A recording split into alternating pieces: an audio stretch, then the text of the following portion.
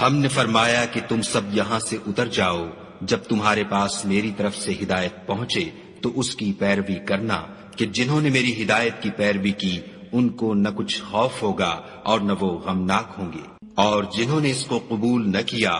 اور ہماری آیتوں کو جھٹلایا وہ دوزخ میں جانے والے ہیں اور وہ ہمیشہ اس میں رہیں گے۔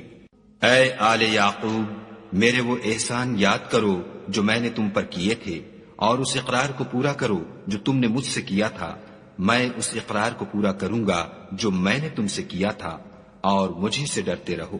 اور جو کتاب میں نے اپنے رسول محمد صلی اللہ علیہ وآلہ وسلم پر نازل کی ہے، جو تمہاری کتاب تورات کو سچا کہتی ہے، اس پر ایمان لاؤ اور اس سے منکر اول نہ بنو، اور میری آیتوں میں تحریف کر کے ان کے بدلے تھوڑی سی قیمت یعنی دنیاوی منفعت نہ حاصل کرو،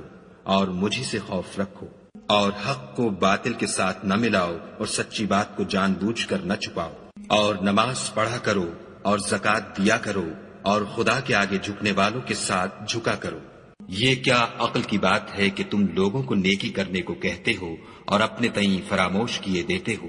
حالانکہ تم کتاب خدا بھی پڑھتے ہو، کیا تم سمجھتے نہیں؟ اور رنج و تکلیف میں صبر اور نماز سے مدد لیا کرو، اور بے شک نماز گراں ہے مگر ان لوگوں پر گراں نہیں جو عجز کرنے والے ہیں،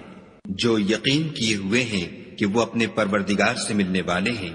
اور اس کی طرف لوٹ کر جانے والے ہیں۔ اے یعقوب کی اولاد، میرے وہ احسان یاد کرو جو میں نے تم پر کیے تھے، اور یہ کہ میں نے تم کو جہان کے لوگوں پر فضیلت بخشی تھی،